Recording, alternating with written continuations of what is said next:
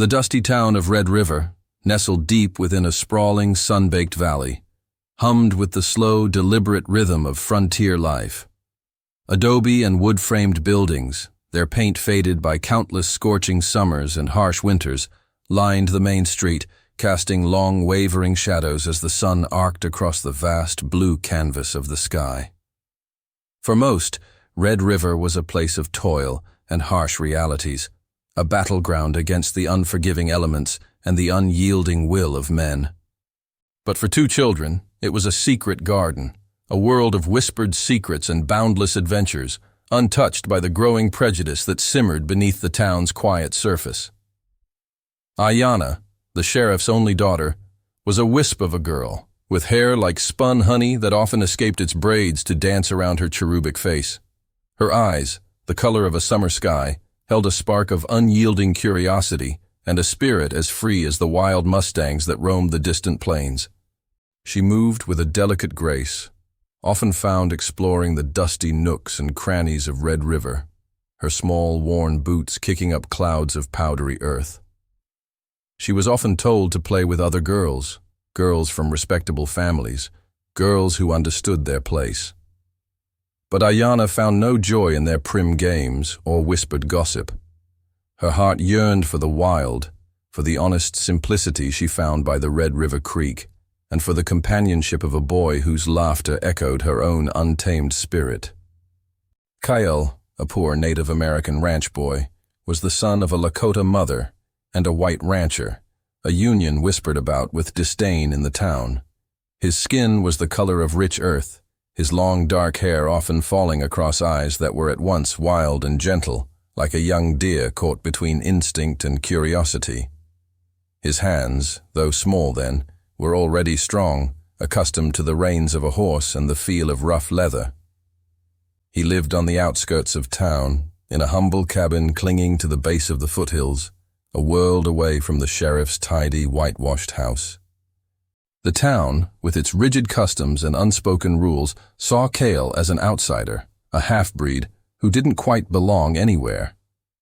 But to Aiyana, he was simply Kael, her truest friend, her co-conspirator in the grand adventure of childhood.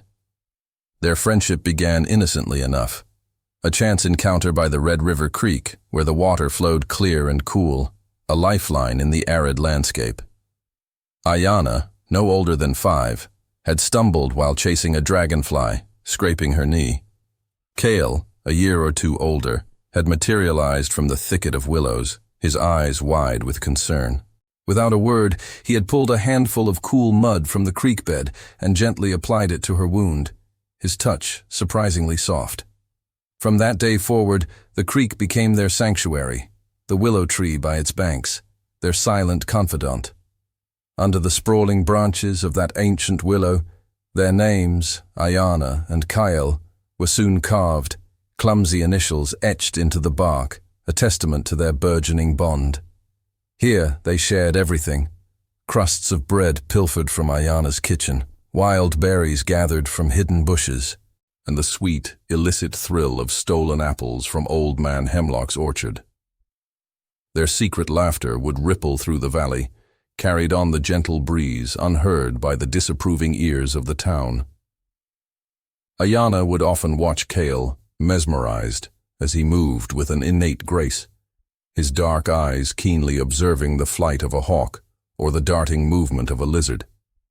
He taught her the names of the desert plants, showed her how to track a rabbit by its faint prints, and whispered stories of his Lakota ancestors, tales of brave warriors and spirits that danced in the stars.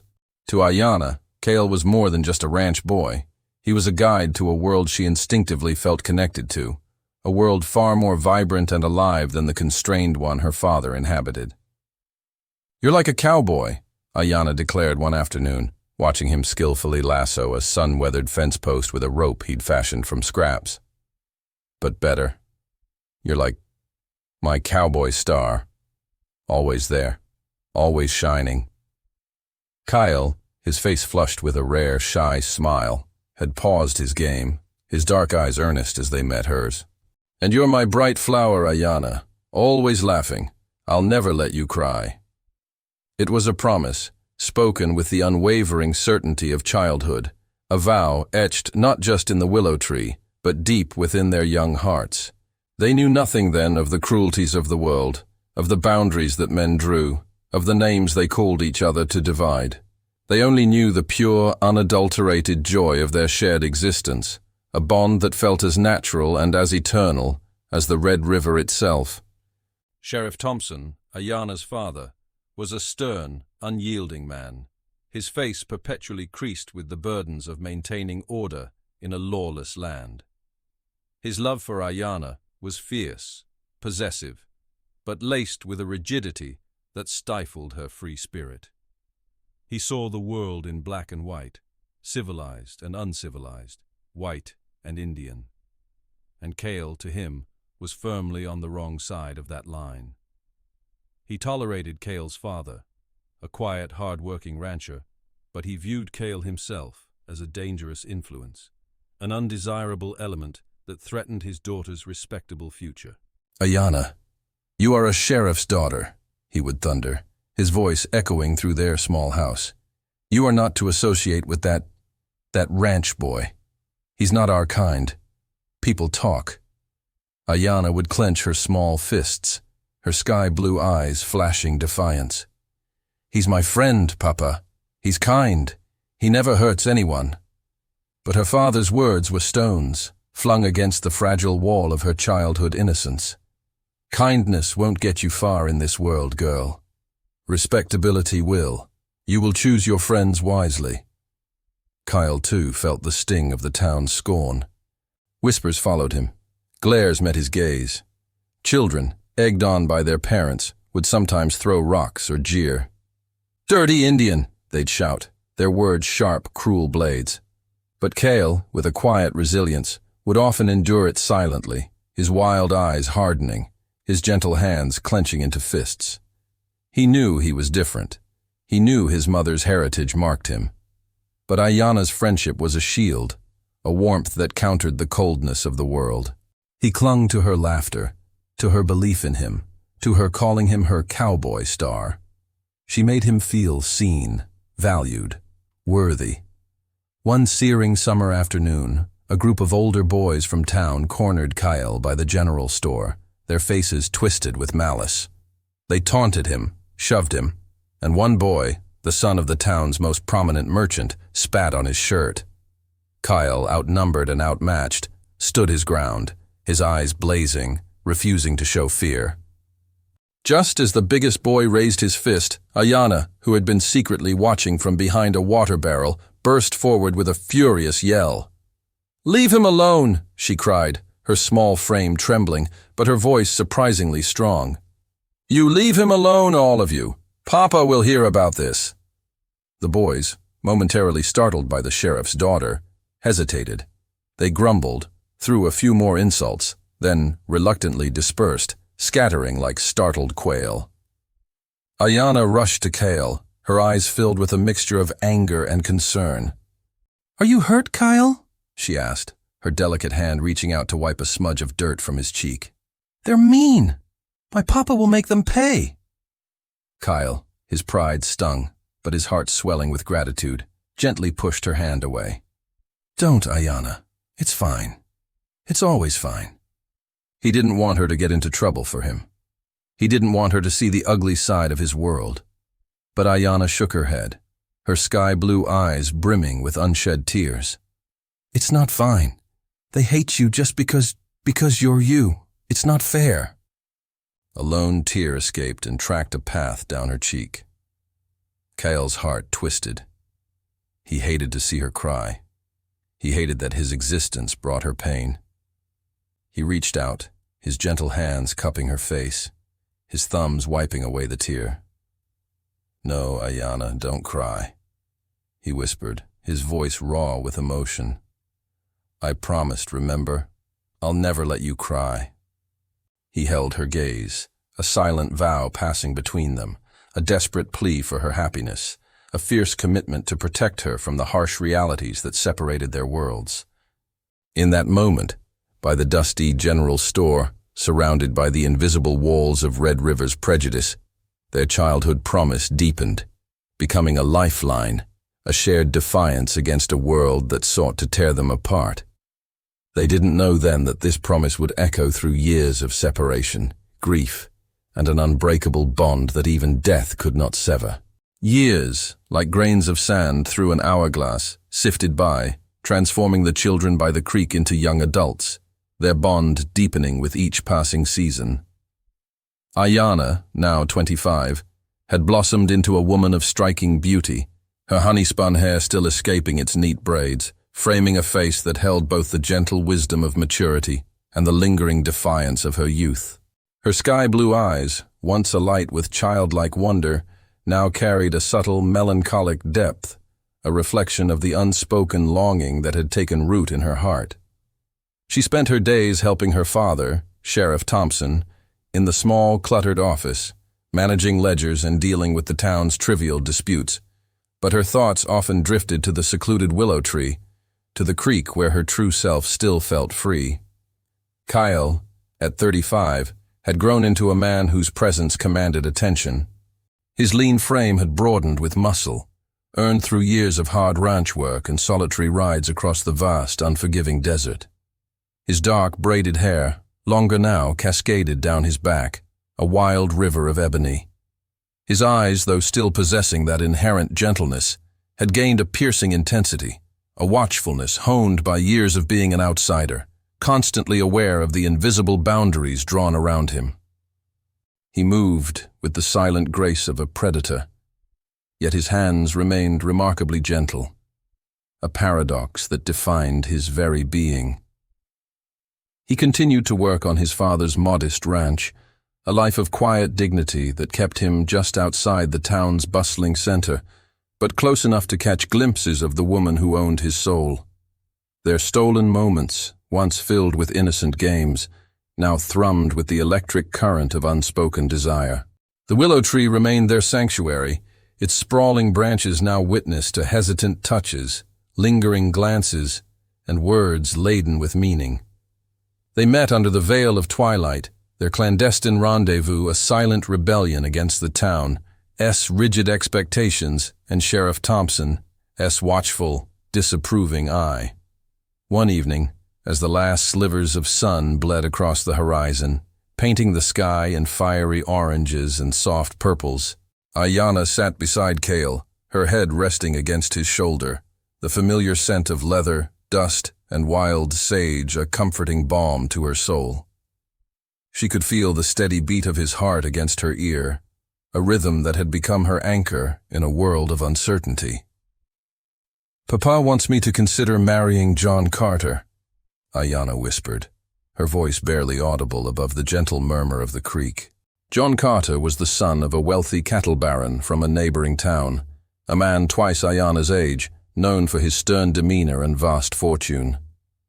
Kael's body stiffened. His gentle hand, which had been idly tracing patterns on the back of her hand, paused. "Carter," he repeated, the name tasting like ash in his mouth. He knew John Carter, a man whose eyes held no kindness, only possessiveness. Aiyana sat up, turning to face him, her sky-blue eyes clouded with a deep sadness. "He says it's for my future, for the family's respectability, to secure our place in Red River." She didn't have to voice the unspoken part to secure her away from him. Kael's gaze met hers, a silent, powerful conversation passing between them. He saw the struggle in her eyes, the invisible chains her father was trying to bind her with.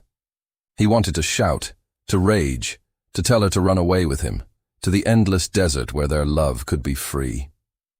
But he knew the harsh realities. He was a poor Native American ranch boy, with no land, no significant wealth, and a name that carried scorn in Red River. What could he offer the sheriff's daughter but a life of struggle and social ostracism? His Lakota heritage, a source of pride for him, was a mark of shame in her father's eyes. "What do you want, Aiyana?" Kael asked, his voice low and raspy, heavy with unspoken love and fear.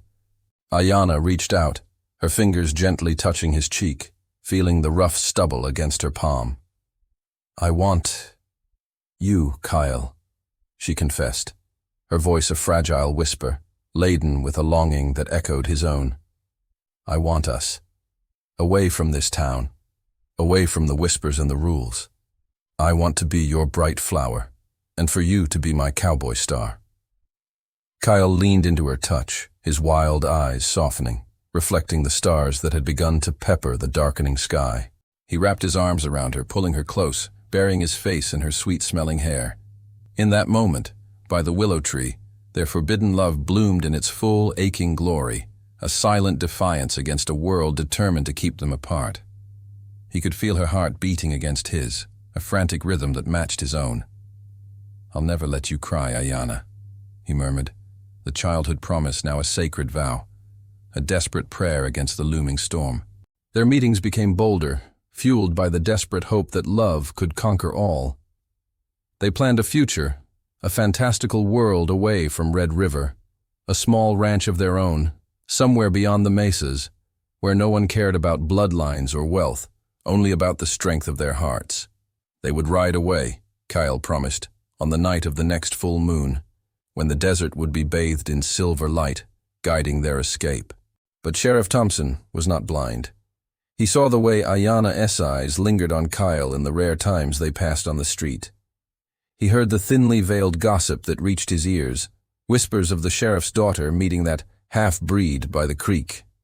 His face grew harder, his jaw perpetually clenched. His possessive love for Aiyana, twisted by his ingrained prejudices, turned into a cold, furious determination to sever this unacceptable bond once and for all.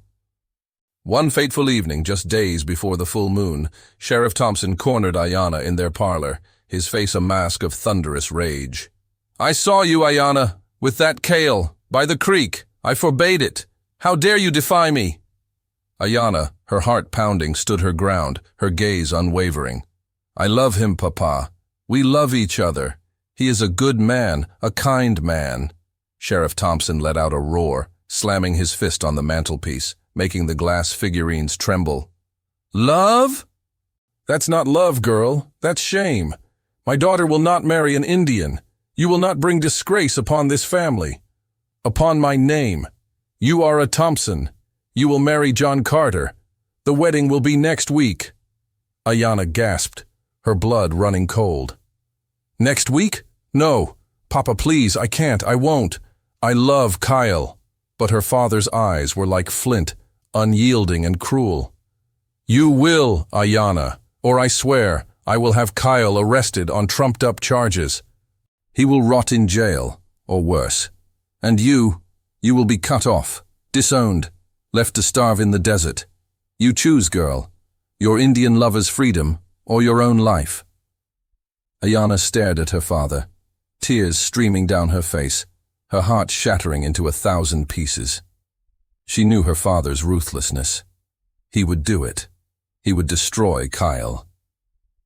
The promise, I'll never let you cry, echoed in her mind, a cruel irony. She was crying now, tears of despair and utter helplessness.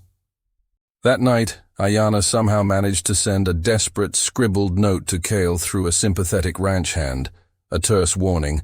Run, Kael, forgive me. I will not break my promise to you, but I must save yours.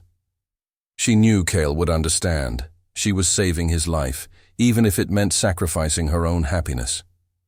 The full moon rose, bright and full, bathing the desert in a silver glow, but it would not guide their escape.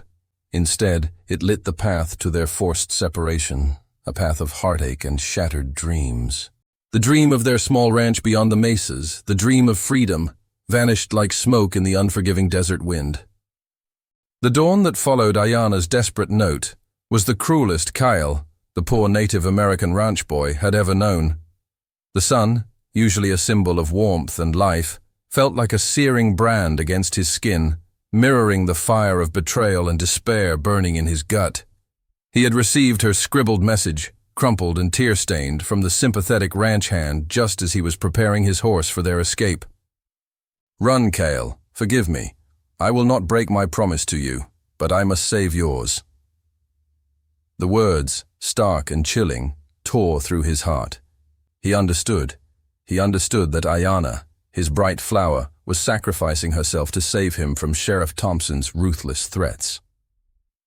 She was fulfilling her promise to him. "I'll never let you cry," by taking all the tears upon herself.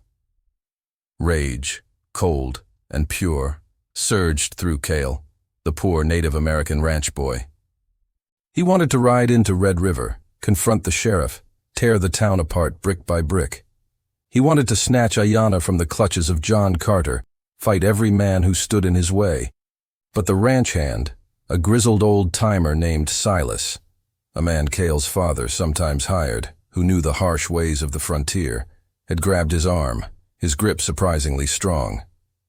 "Don't be a fool, Kael," Silas had warned, his eyes holding a lifetime of weariness and unspoken regret. "The sheriff ain't playing. He'll hang you for any excuse, or let Carter's men do it. And Aiyana, she'd never forgive you if you got yourself killed. She made her choice to protect you.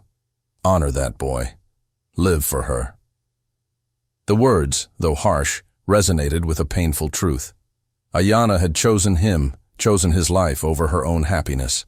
If Kael, the poor Native American ranch boy, fought, he risked not only his life but also destroying the memory of her sacrifice.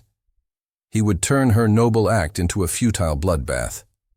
His heart, heavy as a stone, knew what he had to do. He had to run. He had to live. For Aiyana. He had to be her cowboy star, even if it meant shining alone in the vast, empty sky. With a final, heartbroken glance towards Red River, a town that now felt like a prison for his soul, Kael, the poor Native American ranch boy, mounted his horse. He rode into the desert winds, leaving behind everything he had ever known, everything he had ever loved.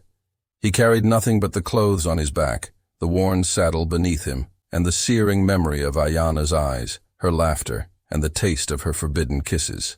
He rode until the dust of Red River was a mere smudge on the horizon, until his horse was lathered in sweat, until his own body ached with a pain that matched the raw, gaping wound in his heart. He became a ghost in the vast expanse of the Wild West, a man defined by his solitude and the haunting echoes of a love lost. Kael, the poor Native American ranch boy, worked as a drifter, taking on any job that kept him moving, breaking horses, guiding prospectors through treacherous canyons, or working cattle drives for distant ranches. He honed his skills, becoming an expert tracker, a silent rider, a man whose reputation as tough, dependable, yet strangely aloof, preceded him. The wilderness became his only friend, the endless horizons his only confidant. He learned to read the stars, to find water where there seemed to be none, to survive on instinct and the unyielding strength of his spirit. He carved out a new identity for himself, a shield against the pain that perpetually gnawed at his core. But no matter how far he rode, no matter how many sunsets bled across the sky, Aiyana's memory clung to him like a second skin. He saw her face in the shimmering heat haze, heard her laughter in the whisper of the wind, felt her gentle touch in the warmth of the sun. At night, under the vast star-dusted canopy of the desert sky, he would gaze at the brightest star, his cowboy star, and whisper her name. "Aiyana," he would murmur, a prayer, a lament, a promise. "I'll never let you cry." He didn't know then that her tears had already fallen, silently, invisibly, in a world far from his own. Meanwhile, in Red River, Aiyana endured a living death. The wedding to John Carter was a grim, lifeless affair, devoid of joy or true vows. She wore the beautiful white dress her mother had lovingly prepared, but her heart was a withered, blackened thing within her chest. Her sky-blue eyes, once so vibrant, now held a deep, unyielding sadness that no amount of forced smiles could mask. John Carter was everything Kael was not: wealthy, influential, respectable. But he was also cold, domineering, and utterly devoid of warmth. He saw Aiyana as a beautiful possession, a trophy wife to cement his status, not a woman with a soul, with dreams, with a broken heart. He was twice her age, his touch devoid of tenderness, his gaze possessive rather than loving. Aiyana retreated into herself, a ghost in her own life, fulfilling her duties as a rancher's wife with mechanical precision, her spirit slowly dying. Her father, Sheriff Thompson, saw her quiet despair, but dismissed it as the natural adjustment of a young woman to married life. He believed he had saved her, secured her future, ensured the family's respectability. He refused to acknowledge the vibrant spark that had once defined his daughter, the joy that had now been extinguished from her eyes. He was too proud, too consumed by his prejudice, to see the damage he had wrought, especially the damage caused by his disdain for Kael, the poor Native American ranch boy. Aiyana often returned to the willow tree by the creek, her only solace. She would sit for hours, tracing the faded initials, her fingers lingering on the carved A+K, a silent prayer to the absent cowboy star who had promised to never let her cry. But the tears flowed freely there, tears of loneliness, of regret, of a love forcibly separated. She missed Kael, the poor Native American ranch boy's gentle hands, his wild eyes, his easy laughter, and the way he made her feel truly alive. The weight of her sacrifice, the crushing burden of her broken promise to herself, pressed down on her with relentless cruelty. Her heart, once so full of defiant love, slowly withered, a flower deprived of sunlight. The vitality that had once defined her gradually ebbed away, replaced by a profound weariness that settled deep into her bones. Her body, though outwardly beautiful, became a mere vessel for a spirit that was slowly, painfully, giving up. The town doctors, bewildered, called it consumption, a failing heart, a slow decline. But Aiyana knew, deep in her desolate soul, that her heart had been broken long before it started to fail. It had been broken the day she watched Kael, the poor Native American ranch boy, ride away, leaving her to a fate worse than death. She longed for him, for her cowboy star, for the promise he had made. And she waited. She waited for him to come back, to fulfill that promise, to wipe away the tears that would never cease to fall. But the desert winds carried no messages, only the mournful sighs of a love lost. Seasons turned, painting the desert in an ever-changing palette of harsh beauty. Summers scorched, winters bit with icy winds, and the years piled on, each one etching deeper lines on Kael, the poor Native American ranch boy's face, hardening his resolve, yet never dimming the burning ember of Aiyana's memory within him. He was now a man of 40, his face rugged and chiseled by the elements, his wild eyes carrying a wisdom born of solitude and survival. His skills as a tracker and a cowboy were legendary in the far-flung territories, but his heart remained tethered to the dusty town he had sworn to never revisit. A nagging sense of unease had begun to stir within him, a phantom pain in his chest that echoed the hollow ache of Aiyana's absence. He saw her less often in the shimmering heat hazes. Her laughter felt more distant in the wind. A premonition, cold and insistent, began to claw at him, whispering that time was slipping away, that something was irrevocably wrong. He had to know. He had to break his self-imposed exile, risk everything, and ride back to Red River. The promise, "I'll never let you cry," now felt like a lead weight in his soul. He had to see her, even if it was just a fleeting glimpse, to ensure she was living, breathing, and hopefully not crying. The ride back was an exercise in torment. Every mile brought Kael, the poor Native American ranch boy, closer to the source of his deepest pain and his most cherished memories. The familiar landmarks, once symbols of his childhood freedom, now seemed to mock him with their unchanging presence against his own irrevocably altered life. The distant foothills, the winding path of the Red River Creek, the distinctive silhouette of the town against the horizon. Each sight was a brutal reminder of a past he couldn't reclaim. He reached the outskirts of Red River on a stormy night, the sky a cauldron of brewing thunderheads. Lightning split the heavens, illuminating the desolate landscape in stark, fleeting flashes. The wind howled through the valley, carrying with it not the laughter of children, but a mournful, wailing sound that seemed to echo his own burgeoning dread. He tethered his horse, a sturdy Mustang he'd broken himself, far from town, wanting to approach unseen. Kael, the poor Native American ranch boy, a ghost returning to a haunted place. Red River was quieter than he remembered, even for a stormy night. The usual clamor of the saloon, the faint strains of music, the distant barking of dogs, all were absent, replaced by the relentless moan of the wind and the rhythmic drumming of rain that had just begun to fall. Many of the buildings looked more weathered, some boarded up, signs of a town struggling against the encroaching tide of time and misfortune. Kael, the poor Native American ranch boy, moved with the silent, practiced stealth of a desert predator, his senses acutely aware of his surroundings. He slipped through the back alleys, keeping to the deepest shadows, his eyes scanning every familiar corner, every window, every doorway. He knew Sheriff Thompson would not have forgotten him, and if he were still alive, Kael was certain he'd still hold that same deep-seated prejudice against the poor Native American ranch boy who had dared to love his daughter. His heart pounded a frantic rhythm against his ribs as he approached the sheriff's house. A faint light flickered within, but the windows were shuttered. He peered through a crack, seeing no signs of Aiyana, no familiar silhouette. A cold dread, far worse than any desert storm, began to tighten its icy grip around his heart. He moved on, his feet carrying him instinctively towards their old sanctuary, the willow tree, the creek, the place where their names were carved, where their promises were made. The rain was now falling harder, cold drops mingling with the unshed tears that pricked at his own eyes. The old willow tree stood, its branches now heavier, drooping mournfully towards the swollen creek. Kael, the poor Native American ranch boy, approached slowly, his steps hesitant, dread coiling in his gut. He could see their initials, faint but still there, etched into the bark, a testament to a love that had defied time, if not fate. And then he saw it.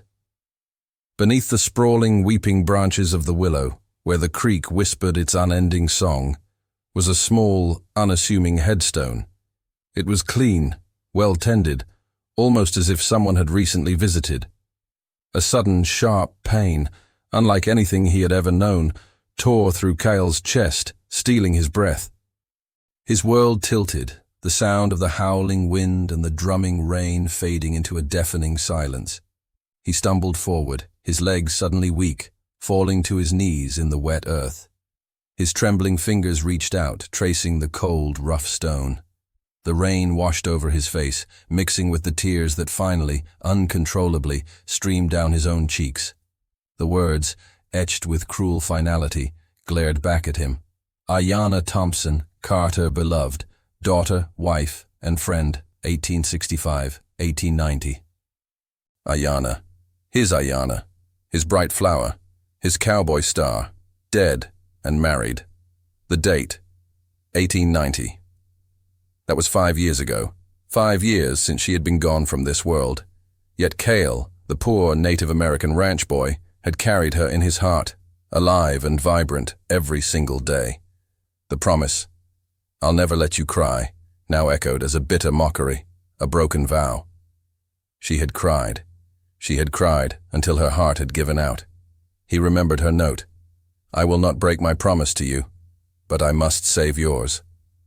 She had saved his life, sacrificing her own. She had endured the marriage to John Carter, the man twice her age, the man Kael, the poor Native American ranch boy knew was devoid of kindness. She had endured it all, alone, in a town that had mocked their love, and she had died, her heart failing, but Kael knew with a certainty that pierced his very soul that it had been broken long before that, broken by her father's prejudice, by her forced marriage, by the crushing weight of a love denied. He knelt there, oblivious to the lashing rain, the cold mud soaking his buckskin trousers. He took off his worn, wide-brimmed cowboy hat, placing it gently on her tombstone, a silent offering, a piece of himself laid bare before her memory. "Aiyana," he whispered, his voice a raw, broken rasp that was barely audible above the storm. "My bright flower, my cowboy star. I promised I'd never let you cry. I failed. I should have come back sooner. I should have fought harder. A fierce gust of wind tore through the willow branches, shaking the leaves, as if the tree itself wept with him. He could almost hear her laughter, faint and distant, carried on the wind. "You waited for me once," he whispered again, his voice cracking with unbearable grief. "Now wait for me again." The wind howled softly, carrying her name through the valley, a mournful lament. Kael, the poor Native American ranch boy, knew then that his journey had just begun. This wasn't merely a return, it was a reckoning. A reckoning with a town that had stolen his love, a reckoning with a father who had destroyed his daughter's life, and a reckoning with the profound injustice that had shattered their world. Two souls, bound beyond time, now intertwined in grief and an unbreakable vow. Kael, the poor Native American ranch boy, the cowboy star, had finally returned home, not to a loving embrace, but to a silent grave, and a promise he was now determined to fulfill, no matter the cost. His purpose, once a vague hope, was now as clear and sharp as the desert lightning. He would find out exactly what happened, and he would honor her memory in a way that truly meant she had not cried in vain. The storm eventually subsided, leaving behind a sky washed clean, a stark contrast to the turbulent emotions raging within Kael, the poor Native American ranch boy. He spent the remainder of the night by Aiyana's grave. As dawn broke, Kael, the poor Native American ranch boy, felt a cold, calculated resolve. His tears dried, replaced by steely determination. He had come back for answers, to unearth the truth behind her broken heart, a heart he, a simple ranch boy, had sworn to protect. He walked back into Red River, no longer a ghost, but a man with purpose. He sought out the general store, hoping for an old face. Old Man Hemlock looked up as Kael, the poor Native American ranch boy, entered. "Kael, is that really you, boy?" Kael's voice was low. "I'm back, Hemlock. About Aiyana Thompson, her death." Hemlock nervously wiped his counter. "Aiyana. Died of a weak heart, they said. Married John Carter, too, a rich man." "A weak heart, or a broken one?" Kael, the poor Native American ranch boy, pressed. Hemlock squirmed. "Best not to stir up troubles, Kael. Sheriff Thompson is still sheriff, and John Carter, he's still powerful. Owns half the valley now." He tried to dissuade the poor Native American ranch boy. "Thompson passed on?" Kael, the poor Native American ranch boy, asked. "Couple of years ago.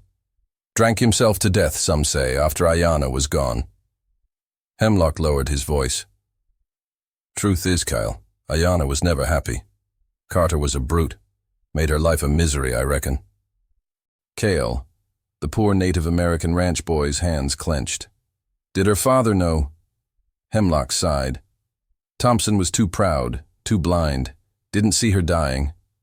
He whispered. Doc Miller seemed uneasy about her death certificate. Looked haunted. "Where is Doc Miller now?"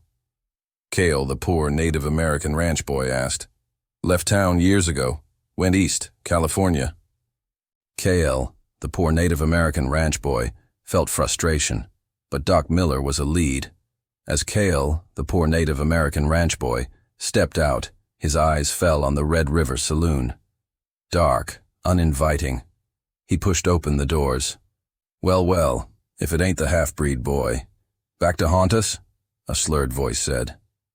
Kael, the poor Native American ranch boy, turned. It was Pike, older, ravaged by drink. "Pike," Kael, the poor Native American ranch boy, acknowledged. "Still drinking." Pike laughed bitterly. "Ain't much else to do. You came back for Aiyana, didn't you? Heard you were seen at her grave." "I did," Kael, the poor Native American ranch boy, confirmed. "She died of a broken heart. Carter was responsible." Pike chuckled. "Carter? He just finished what Thompson started." "Your beloved sheriff broke her first, Kael. Drove you out. Forced her to marry a man she despised. Carter finished her off. Treated her like dirt. She withered." A rage seized Kael, the poor Native American ranch boy. Did Carter physically harm her? Pike shook his head.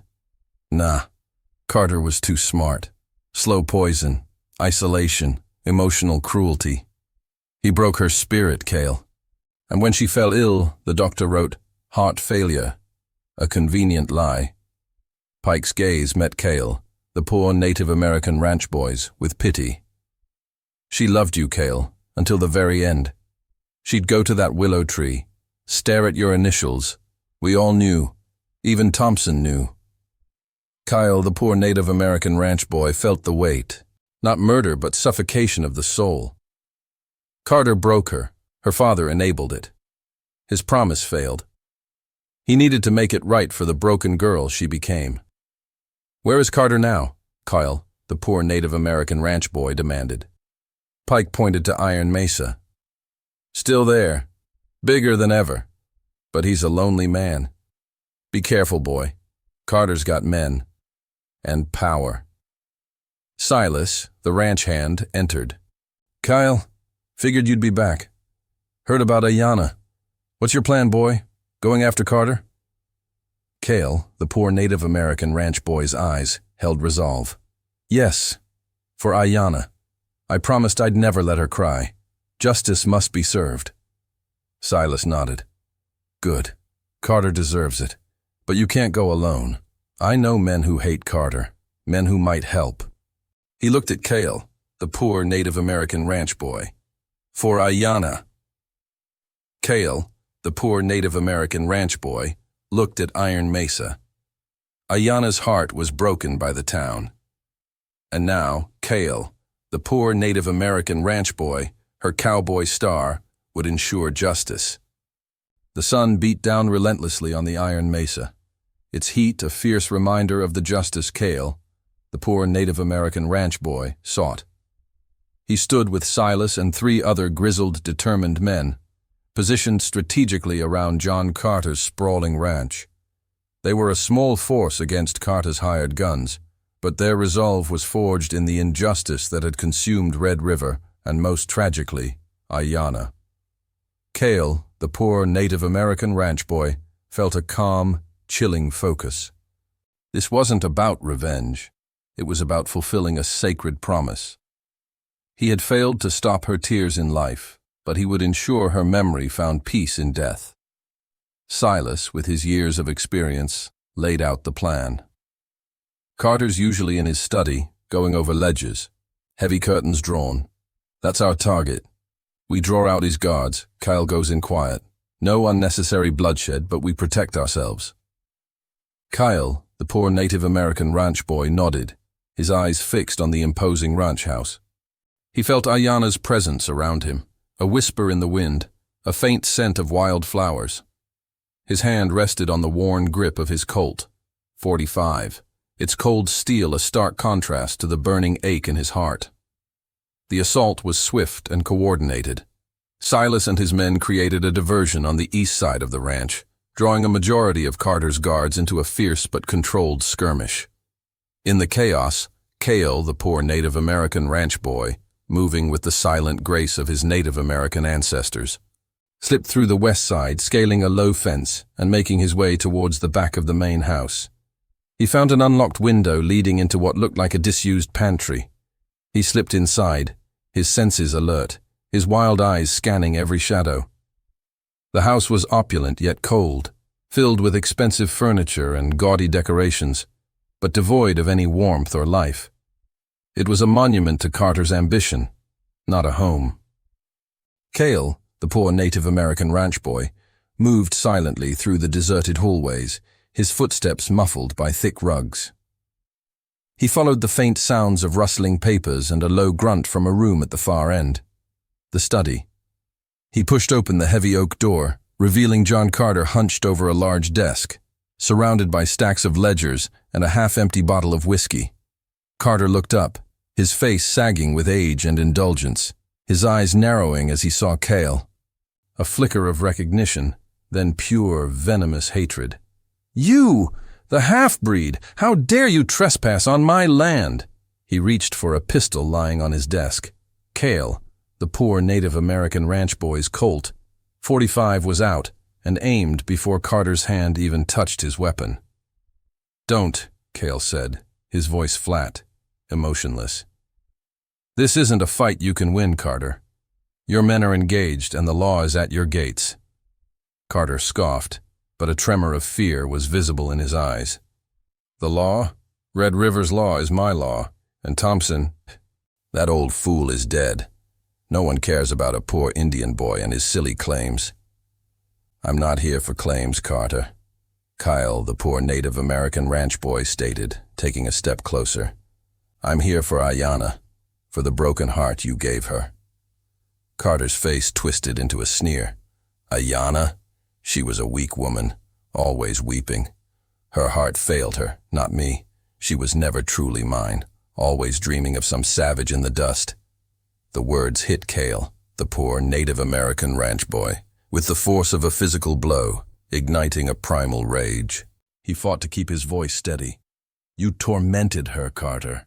You broke her spirit, drove her to an early grave. You took away her joy, her hope, everything she was. She chose her fate, Carter snarled, rising slowly from his chair, his hand inching towards his pistol again. Her father delivered her to me. She deserved what she got for pining for a no-account Indian. In a flash of movement, Kael, the poor Native American ranch boy's leg shot out, kicking the pistol away from Carter's grasp. The weapon skittered across the floor, coming to rest near the fireplace. Carter stumbled back, his face contorted in fear and impotent rage. You speak of choices, Carter, Kael, the poor Native American ranch boy, said, his voice dangerously low. But Aiyana had no choice. She sacrificed herself to save me, because her father feared me more than he loved his own daughter. And you took advantage of her vulnerability. You broke her heart, just as I swore I would never let her cry. Carter lunged, a desperate, pathetic attempt to tackle Kael. But Kael, the poor Native American ranch boy, was too fast, too strong, too driven by a lifetime of pain. He sidestepped, grabbed Carter's arm, and twisted, forcing him to his knees. The sounds of the distant gunfight slowly began to subside, replaced by the victorious shouts of Silas and the deputies. Marshal Carter, his face grim, entered the study, his pistol still drawn, followed by Silas.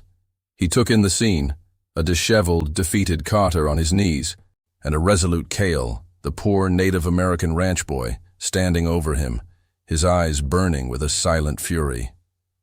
It's over, Kael, Marshal Carter said, his voice firm. We've got him, and we've found enough evidence in his office to bury him 10 times over. Kael, the poor Native American ranch boy, looked at Carter, then back at the marshal. His rage began to subside, replaced by a profound weariness. Justice was here. It was imperfect. It was late. But it was here. He slowly lowered his Colt, the fight finally draining from his body. A few days later, Red River began to stir with a newfound hope. Carter's empire was dismantled, his properties distributed, and the corruption that had plagued the town for so long was slowly being rooted out. Marshal Carter, having seen Kael, the poor Native American ranch boy's unwavering commitment to justice, offered him a place as a deputy, an opportunity to bring real change to the town that had wronged him. Kael respectfully declined. His path lay elsewhere. He returned to the willow tree, now bathed in the gentle warmth of a new morning sun. The air was fresh, carrying the scent of recent rain and blooming wildflowers. He knelt beside Aiyana's grave, his worn cowboy hat placed reverently on the tombstone. He had cleared the weeds and placed a small bouquet of her favorite wildflowers, gathered from the creek bank, on the freshly tilled earth. I kept my promise, Aiyana, he whispered, his voice soft, filled with a peace that had been absent for too long. I let no more tears fall. He will never hurt anyone again. The truth is known. Your spirit is free. He closed his eyes, remembering her laughter, her sky-blue eyes, her calling him her cowboy star. The memory no longer brought a searing pain, but a quiet, enduring warmth. Kael, the poor Native American ranch boy, had failed to save her life, to wipe away her tears when she was alive. But he had avenged her broken heart. He had made sure that the man who broke her spirit would face justice, and that her memory would be honored, not forgotten. He felt a gentle breeze ruffle his hair, a faint, almost ethereal scent of wild sage passing by, as if Aiyana herself was acknowledging his words. Finally, at peace. He opened his eyes and looked up at the vast, clear sky. He saw not just the sun, but a single bright star, shining faintly even in the daylight, a beacon of their unbreakable bond. Kael, the poor Native American ranch boy, stood up, a man transformed. His journey had been one of unbearable loss and relentless pursuit, but it had ended not in bitterness, but in a profound sense of purpose and enduring love. He would ride on now, not as a lonely drifter, but as a cowboy star, carrying Aiyana's memory, her spirit, and the promise he had finally fulfilled in his heart. He would find meaning in protecting the innocent, in fighting injustice, in ensuring that no other heart in the vast Wild West would break as Aiyana's had. Their love, though tragically cut short, was not ended. It was a bond beyond time, a star forever shining in his soul, guiding him through the endless horizons, a testament to the girl who had called him her cowboy star, and the promise he, the poor Native American ranch boy, had finally kept. He had truly made sure she would never cry again.